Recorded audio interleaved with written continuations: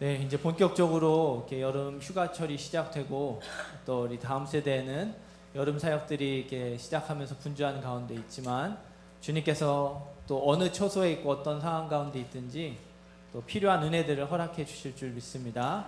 네, 또 이 시간 우리 가운데 그런 은혜를 주실 것들을 소망합니다. 우리 옆에 계신 분들과 이렇게 인사하겠습니다. 주님의 이름으로 사랑하고 축복합니다. 네, 우리 한 번 더 옆에 분들을 격려하면서 인사하겠습니다. 주님께서 새 힘 주시기를 소망합니다.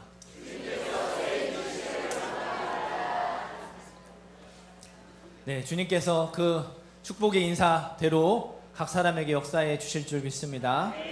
오직 여호와를 앙망하는 자는 이라는 제목으로 이렇게 말씀 나누겠습니다. 빅터 프랭클이라는 유대인이 있습니다. 이렇게 오스트리아에서 태어난 유태인인데 2차 세계대전 때 강제 수용소 이렇게 아우슈비츠에 gat혔다가 이렇게 살아남은 사람이에요. 그가 수용소에서 경험했던 일화를 이렇게 소개하려고 합니다. 한 사람이 어떤 사람이 이 프랭클에게 자기가 꾼 꿈에 대해서 이렇게 말을 하는 겁니다.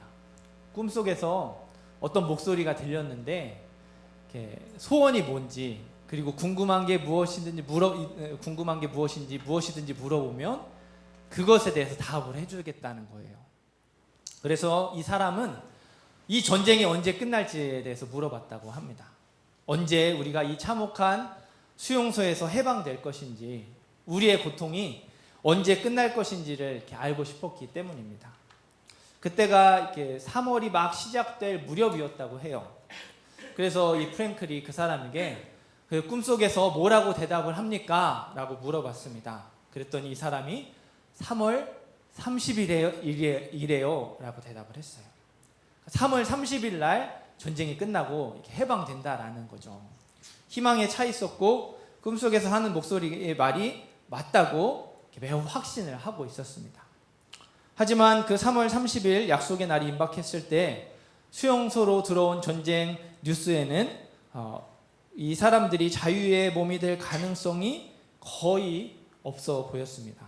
3월 29일 그가 갑자기 아프기 시작했고 열이 아주 높게 올랐습니다. 3월 30일 약속의 날이죠. 헛소리를 하다가 그만 의식을 잃었습니다. 그리고 그 다음날 3월 31일 그만 그는 죽고 맙니다.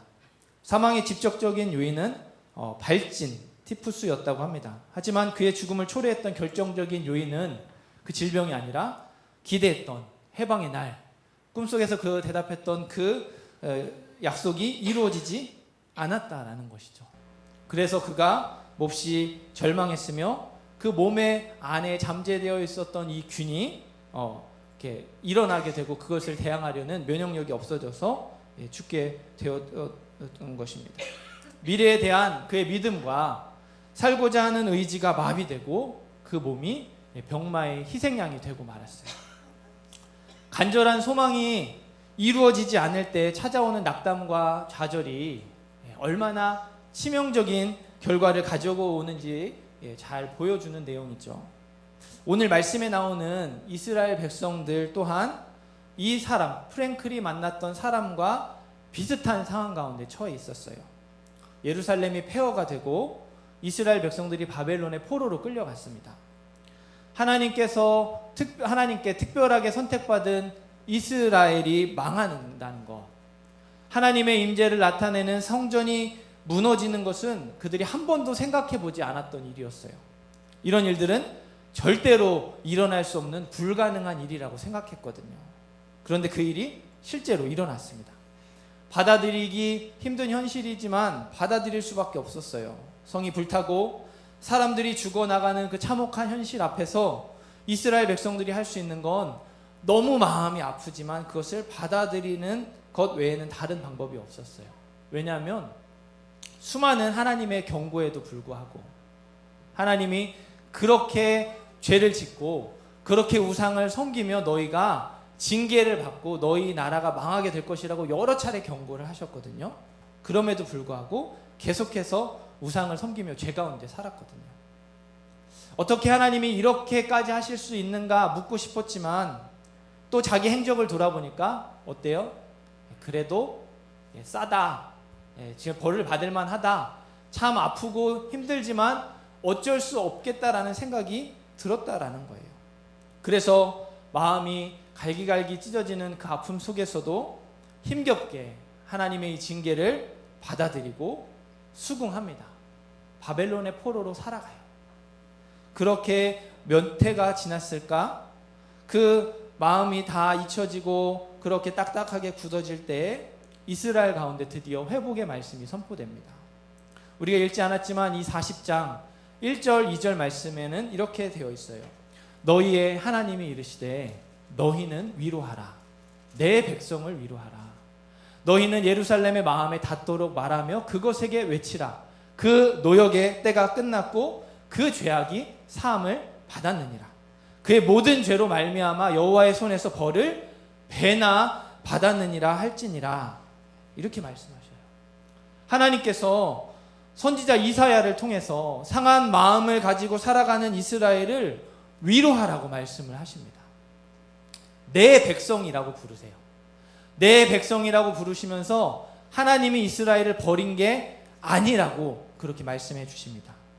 마음에 닿도록 말하고 그 마음에 외치면서 이 말씀이 상한 마음을 깊이 어루만지고 회복되라고 그렇게 말씀을 선포하셨습니다.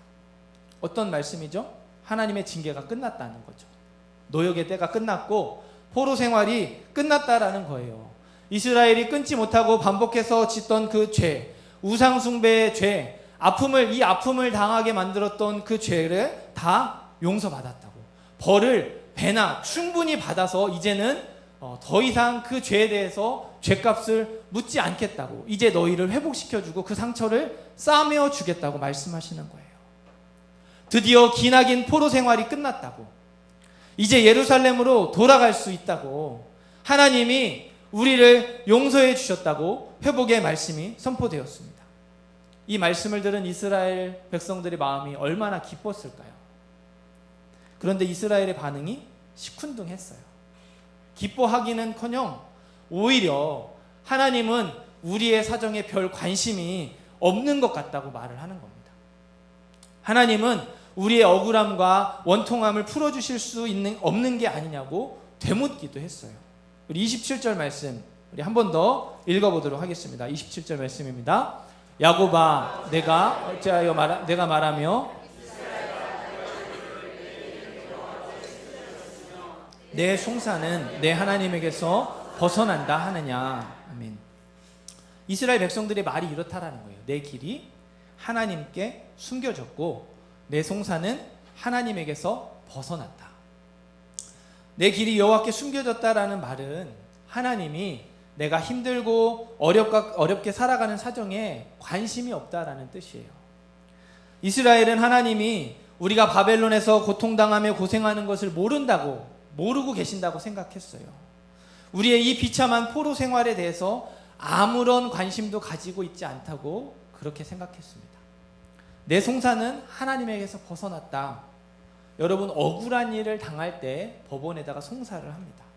그러니까 이 말은 하나님이 내가 마땅히 누려야 할 권리, 내 정당한 권리를 알아주지 않았다라는 말이에요.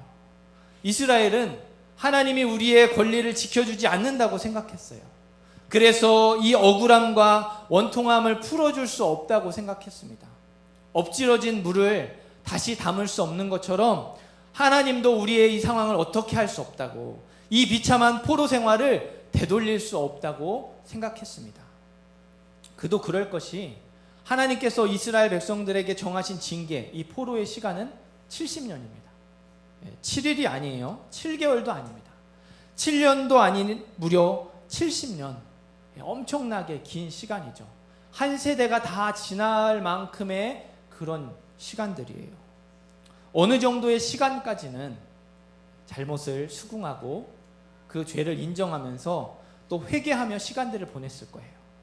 그러면서 하나님의 징계를 마음이 아프고 이 고통스러운 시간들을 잘 감당하려고 노력했을 겁니다. 그러나 그것도 하루 이틀이죠. 1년, 2년, 10년, 20년이죠. 그 시간들이 지나가면 지나갈수록 이스라엘 백성들 마음에 다른 마음이 이렇게 싹트기 시작했어요.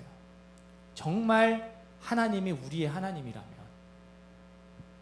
그리고 우리가 하나님의 백성이라면 왜 이 어려운 사정을 알아주지 않으시고 왜 우리의 억울하고 원통한 것을 풀어주지 않으실까? 말로만 야곱아, 이스라엘아, 내 백성이라 그렇게 부르지 말고 뭔가 행동으로 보여주셔야 되는 게 아니냐. 이게 이스라엘 백성들의 솔직한 심정이었다는 거예요. 바벨론에서 포로로 지내면서 억울하고 원통한 일이 얼마나 많았겠어요. 그런데 이런 고통이 계속되고 그것이 10년이 되고 20년이 되고 30년이 되고 40년이 되면서 점점 그것이 희미해져 가니까, 그리고 고통스러운 현실만 남으니까 이 일이 자기들의 죄악으로 인한 하나님의 징계로 받아들이는 게 아니라 하나님을 원망하는 거로 바뀐 거예요. 하나님이 나를 도와주시지 않기 때문에 지금 이렇게 살아가고, 하나님이 나에게 관심이 없어서 내 처지를 돌봐주시지 않기 때문에 억울함이 풀리지 않으며 원통한 삶을 매일매일 살아갈 수밖에 없다고 생각하기 시작했던 거예요. 그러면서 이스라엘 백성들의 마음에 이러한 마음이 굳게 자리 잡게 되었습니다. 이렇게 내가 고통 가운데 고생하는 것은 둘 중에 하나다. 내가 마땅히 누려야 할 이 권리를 빼앗긴 이유가, 내 억울함과 원통함이 풀리지 않는 이유는 둘 중에 하나일 수밖에 없다. 하나님이 살아계시지 않거나 아니면 하나님이 나와 상관이 없거나. 하나님이 살아계시다면 어떻게 이런 일이 계속될 수 있으며, 하나님이 나와 상관이 있고 하나님이 나의 하나님인데, 그리고 우리가 하나님의 백성이라고 하는데 이런 일이 어떻게 계속될 수 있는가. 그렇기 때문에 이스라엘은요, 회복의 말씀을 듣고도 반응하지 않았어요. 그 말씀이 자기 각 사람을 향한, 우리 민족을 향한 회복의 말씀으로 들리지 않는 거예요. 더군다나 자기들이 포로로 끌려온 바벨론 제국은 절대로 망하지 않을 것처럼 보였거든요. 포로에서 풀려나려면요, 왕의 마음이 바뀌거나 정권이 교체되어야 됩니다.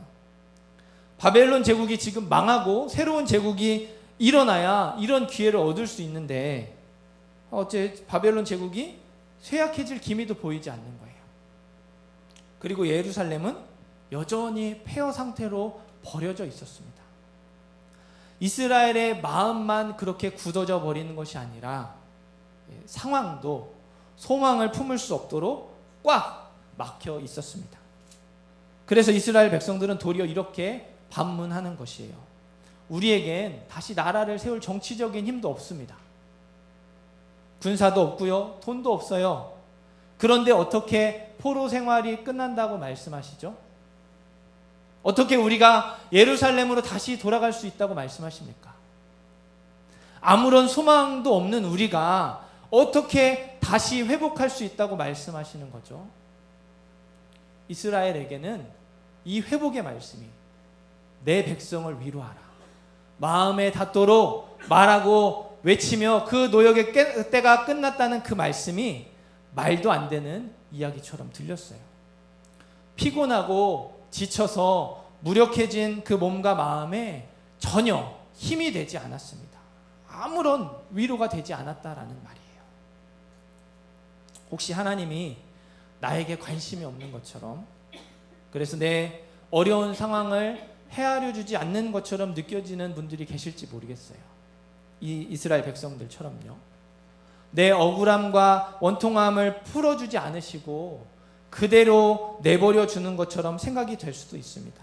아니면 내 지금 처해 있는 상황이 너무 복잡하고 또 이 문제가 너무 오래되었기 때문에 이제는 하나님도 어떻게 하실 수 없다고 그렇게 아예 체념해 버린 분들도 있을지 모르겠습니다. 우리도 이 바벨론 제국과 같은 문제 앞에서 무력함을 느낄 수 있습니다. 하나님의 말씀이 말도 안 되는 이야기처럼 들릴 수 있어요. 그런데 그런 이스라엘에게 선지자 이사야를 통해 큰 소리로 하나님의 말씀이 선포됩니다. 너는 알지 못했느냐? 너는 듣지 못했느냐? 우리의 하나님이 어떤 하나님이시냐? 우리의 하나님은 영원하신 여호와이시다. 우리 하나님은 이 세상을 창조하신 창조주이시다. 피곤하지 않으시며 지치지 않으시며 지혜가 무한하신 분이시다. 불가능이 없으신 모든 일을 이루실 수 있는 전능하신 분이시다. 믿으십니까? 그러면서 이스라엘 백성들에게 도리어 권면합니다. 하나님의 말씀으로 선언합니다. 전능하고 지혜로우신 하나님께서 우리를 회복시킬 것이다. 우리에게 새 힘을 주실 것이다. 피곤하고 힘이 없는 우리를 일으키셔서 독수리처럼 날아오르게 하실 것이다. 선지자 이사야를 통해서 이렇게 말씀하십니다. 일반적으로 독수리는 하늘의 제왕으로 알려져 있죠. 독수리의 몸 길이는 대략 1m 정도 됩니다. 하지만 그 날개는 그 몸 길이보다 최소 2배, 많게는 3배까지 더 커서, 그러니까 날개를 쫙 폈을 때 대략 3m 정도 이렇게 된다고 합니다. 이렇게 큰 날개, 그렇게 큰 날개를 쫙 펴고 하늘을 나는 모습 때문에 이 하늘의 제왕이라는 별명이 붙여진 것 같아요. 하지만 독수리는 가장 높이 나는 새도 아니고요. 그렇다고 가장 빨리 나는 새도 아닙니다. 오히려 그렇게 큰 3m나 되는 그 큰 날개 때문에 자기 힘으로 날지 못하는 매우 치명적인 결함을 가지고 있는 새예요. 그러다 보니까 독수리는 자기 날갯짓으로 날아가는 대신에 공기의 흐름을 타고 하늘로 올라가는 방법을 사용합니다. 공기가 따뜻한 공기는 위로 올라가고 차가운 공기는 아래로 내려가는 성질이 있죠. 이게 이렇게 독수리에게는 태생적으로 이렇게 잘 그 흐름을 파악할 수 있는 이 감각이 있나 봅니다. 그래서 따뜻한 공기를 타서 위로 올라가고 차가운 공기를 타고 아래로 내려가기를 반복하며 비행하는 게 독수리예요. 독수리가 날개를 퍼덕이면서 하늘로 올라가는 건 사실이지만 자기 힘으로 나는 게 아니라는 것이죠. 그 큰 날개를 쫙 펴서 따뜻한 공기를 타고 하늘로 날아오르는 것입니다. 폭풍이 오면 다른 새들은 피하기에 급급하다고 해요. 바위 틈이나 나무 밑에 숨어서 폭풍이 지나가기를 기다립니다. 하지만 독수리는 폭풍을 피하지 않고 오히려 폭풍 앞으로 나아갑니다. 날개를 세우고 폭풍 앞으로 다가가요. 폭풍 때문에 더 높이 날아오를 수 있기 때문입니다. 그 안에 있는 상승 기류를 타고 하늘 높이 올라가서 그 안전한 곳에서 폭풍을 내려다본다고 해요. 오직 여호와를 앙망하는 자는 새 힘을 얻으리니 독수리가 날개치며 올라감 같을 것이요. 전능하시고 지혜로우신 하나님께서 주시는 새 힘을 독수리에 빗댄 이유가 바로 여기에 있어요. 독수리는 자기 힘으로 날지 않습니다. 소년이라도 피곤하며 곤비하며 장정이라도 넘어지며 쓰러지되, 여기서 소년과 장정은 인생의 젊음이나 전성기를 가리키는 말입니다. 계속해서 에너지가 솟아나와서 많은 일을 감당할 수 있는 젊음도 피곤하고 지칠 때가 있기 마련이죠. 가진 것을 극대화해서 최상의 결과를 얻어낼 수 있는 그 인생의 전성기도 넘어지며 쓰러지는 순간이 찾아온다라는 말이에요. 거칠 것 없는 탄탄대로를 달리다가도 갑자기 순식간에 사망의 음침한 골짜기에 떨어지는 것이 우리의 인생 아닙니까? 우리의 지식과 능력은 한계가 있어요. 그래서 우리는 무능하고 피곤해질 수밖에 없습니다. 한계 속에서 살아갈 수밖에 없어요. 그러나 무한한 권능과 지혜를 가진 하나님께서 한계를 가지고 그 한계 안에서 또 다른 한계를 만들고 또 무력해지는 피곤하고 무능해진 우리에게 새 힘을 주시겠다고, 능력을 주시겠다고 말씀해 주셨어요. 힘을 더해 주시겠다고 약속해 주셨습니다. 아무런 소망이 없는 자리에서 우리를 독수리처럼 주의 은혜로 날아오르게 하겠다고, 은혜로 회복시켜 주겠다고 말씀해 주셨습니다. 삶의 폭풍 가운데 상처를 입고 좌절하고 낙담한 우리를 만져주셔서 그 폭풍으로 인해서 더 높이 날아오르도록 만들어 주시겠다고 약속해 주셨습니다. 이스라엘은 하나님이 나에게 관심이 없다고, 내 사정을 몰라주신다고, 내 문제를 해결하지 못하신다고 생각했어요. 하지만 하나님은 충분히 내가 너를 도와줄 수 있다고 말씀하십니다. 그 어떤 복잡하고 어려운 문제도 풀 수 있는 지혜와 능력이 바로 나에게 있다고 말씀하십니다. 소망이 없는 자리에서, 그래서 소망을 찾아볼 수 없는 자리에서 내가 너의 소망이 되어주겠다고 말씀하셔요. 사랑하는 성도 여러분, 선지자 이사야가 외치고 있는 하나님이 바로 저와 여러분의 하나님이신 줄 믿습니다. 이스라엘에게 임하는 회복의 은혜가 이 시간 저와 여러분에게도 임하게 될 줄 믿습니다. 우리가 수많은 한계 속에서 살아갈 때 피곤하고 쓰러질 수 있어요. 다시 한번 은혜를 주셔서 그러나 믿음으로 애쓰며 수고하고 앞으로 나아갈 수 있도록 인도해 주실 줄 믿습니다. 이 세상에 악함과 씨름하며 싸워갈 수 있도록, 견디기 힘든 고통을 버티며 견딜 수 있도록 우리를 새롭게 하시고 힘주시고 회복시켜 주실 줄 믿습니다. 그렇기 때문에 31절 말씀을 다시 한번 읽어볼 필요가 있어요. 31절 말씀을 함께 읽겠습니다. 오직 여호와를 앙망하는 자는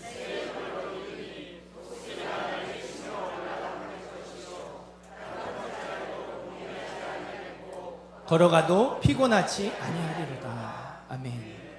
31절 말씀은 무엇으로 시작합니까? 오직 여호와를 앙망하는 자는.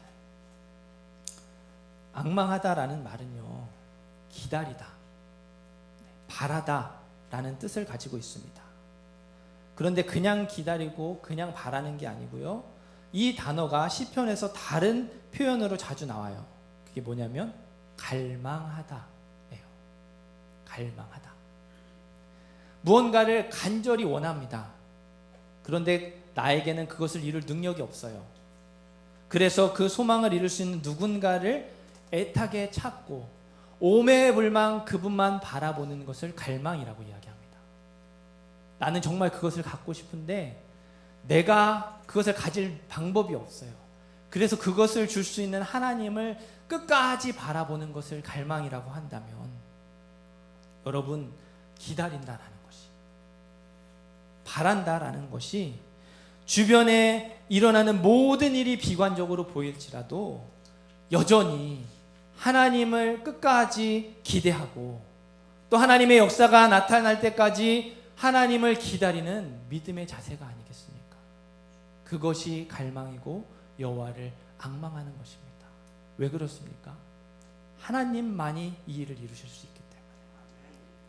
그 전능하시고 지혜로우신 하나님만이 내 문제를 만지실 수 있기 때문에, 하나님 아니고서는 다른 누군가, 다른 무엇으로 이것을 해결할 수 없기 때문에 그게 더디 응답이 되고, 아니 10년, 20년 이스라엘 백성들처럼 70년이라는 긴 시간 동안 그것이 이루어지지 않는다 하더라도 포기할 수 없고 계속해서 하나님을 바라볼 수밖에 없는 것이죠. 그게 여호와를 앙망하는 것입니다. 오직 하나님께 소망을 두고 하나님의 능력을 믿는 자는, 하나님의 지혜를 구하는 자는, 그래서 하나님의 일하심을 기다리는 자는 독수리가 날개치며 올라가는 새 힘을 얻게 될 것입니다. 날마다 새롭게 하시는 능력과 지혜로 힘있게 승리하는 인생을 살게 될 것이에요. 여러분 꼭 기억하시기를 바랍니다. 저와 여러분의 하나님은 모든 만물을 창조하신 여호와 하나님이세요. 능력과 지혜가 한이 없으신 분이십니다. 전능하고 지혜로우신 하나님께서 피곤하고 무능한 우리에게 능력과 지혜를 더하실 것입니다. 우리는 다 한계를 맞이할 수밖에 없어요. 피곤하고 지치고 넘어지며 쓰러질 수밖에 없습니다. 그러나 하나님을 소망 중에 기다리는 자는, 오직 여호와를 앙망하는 자는 새 힘을 얻게 될 것입니다. 분명 하나님께서는 자기 힘으로 날지 않는 독수리처럼 주의 은혜로 다시 일어나서 믿음으로 승리하며 살아가게 하겠다고 말씀하셨어요. 우리의 능력이 아니에요. 우리의 재능이 아니고 우리의 어떠함이 아니라 주의 은혜로 날아오르게 하시겠다고 말씀하셨습니다. 우리 앞에 있는 인생의 수많은 폭풍 앞에서 우리가 두려워하고 피하려고 애쓰는 것이 아니라, 우리에게는 맞서 싸울 힘이 없죠. 우리에게는 그것을 이겨낼 능력이 없어요. 그러나 이 모든 것을 뛰어넘어 높이 날아오르게 하시는 하나님의 은혜를 경험하기를 소원합니다. 이 시간 우리 삶의 문제들을 모두 주님께 맡겨드렸으면 좋겠습니다. 주님께서 기도하는 가운데 새 힘을 주실 것입니다. 우리에겐 소망이 없지만 이스라엘 백성들처럼 혹시 마음이 딱딱하게 굳어졌을지라도, 바벨론 제국처럼 상황이 꽉 막혀있고 요지부동이라 할지라도 하나님이 우리 마음 가운데 독수리가 날개치며 올라가는 것처럼 새 힘을 주실 때 그것들을 하나님의 시각에서 내려다보는 믿음의 눈이 열리게 될 줄 믿습니다. 그것들이 아무것도 아닌 것처럼 여겨지는 믿음의 담대함이 저와 여러분의 마음에 주어지게 될 줄 믿습니다. 이러한 하나님의 역사를 경험하는 귀한 능력의 시간, 은혜의 시간이 되기를 주님의 이름으로 축원합니다. 이 시간 우리 한번 말씀을 생각하며 기도했으면 좋겠습니다. 하나님, 우리에게